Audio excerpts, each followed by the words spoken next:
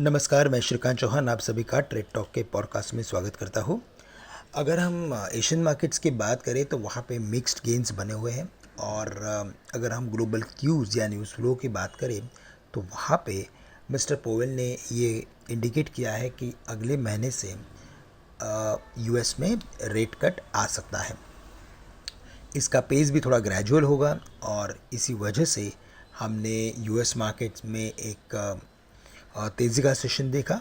लेकिन overall global macros की बात करें तो जापान का जो जापानीज येन है वो स्ट्रॉन्ग हो चुका है, वापस से 143 हाफ के करीब आ चुका है।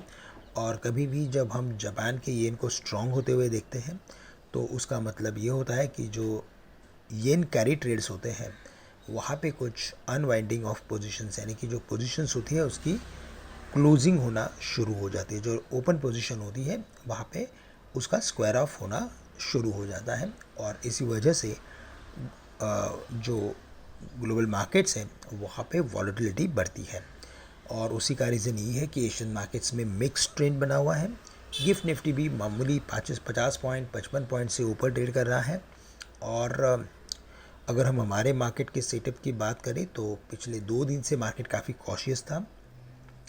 जैक्सन होल के मीटिंग से एग्जैक्टली क्या आउटकम आ रहे हैं उसी के ऊपर फोकस था। वैसे देखा जाए तो आउटकम एज पर एक्सपेक्टेशंस है और आउटकम के बेसिस पे हमें लगता है कि यूएस मार्केट्स में भी एक बैलेंस बना हुआ रहेगा, जिसका ओवरऑल हमें मीडियम टर्म में अच्छा बेनिफिट डेफिनेटली देखने मिलेगा मार्केट के लिए। बट शॉर्ट टर्म में हमें लगता है कि जो हमारे मार्केट्स है वो इम्पॉर्टेंट रेजिस्टेंस के करीब आ चुके हैं। 24,950 से लेकर 25,050 के लेवल्स शायद हम निफ्टी पे आते हुए देख सकते हैं, लेकिन इन लेवल्स के बीच हमें हमारे पोजीशंस को कम करना है। 25,100 के लेवल्स को क्रॉस करने के बाद मार्केट में एक अच्छी तेज़ी बनेगी और हम फिर 25,500 तक के लेवल्स भी अचीव कर सकते हैं। लेकिन हमारी पोजीशन हमें 25,050 से लेकर 24,950 के रेंज में कम करना फ़ायदेमंद हो सकता है।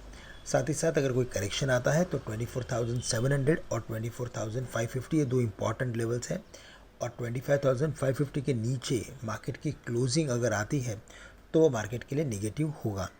वैसे इस हफ्ते हम मंथली एक्सपायरी देखेंगे इस महीने की और इसी वजह से हमें लगता है कि मार्केट में थोड़ी सी वॉलेटिलिटी बढ़ेगी। साथ ही साथ MSCI FTSE बैलेंसिंग इंडेक्स की रीबैलेंसिंग का भी काम होगा और इसी वजह से मार्केट में काफ़ी हलचल हमें देखने मिल सकती है। बैंक निफ्टी में वैसे देखा जाए तो फॉर्मेशन पॉजिटिव है, डबल बॉटम फॉर्मेशन कंफर्म हो चुका है। लेकिन दिग्गज इंडेक्स एबिवेट स्टॉक्स जैसे HDFC बैंक, ICICI बैंक, वहाँ पे अभी भी मोमेंटम काफ़ी स्लगिश है। तो जब तक इन दोनों स्टॉक्स में तेज़ी नहीं बनती तब तक हमें लगता है कि हमारे मार्केट में हमें कुछ बैंक निफ्टी में साइडवेज सॉर्ट ऑफ एक्टिविटी देखने मिलेगी। लेकिन ओवरऑल ट्रेंड ये इंडिकेट कर रहा है कि बैंक निफ्टी एक बार 51,500 तक के लेवल्स रजिस्टर कर सकता है।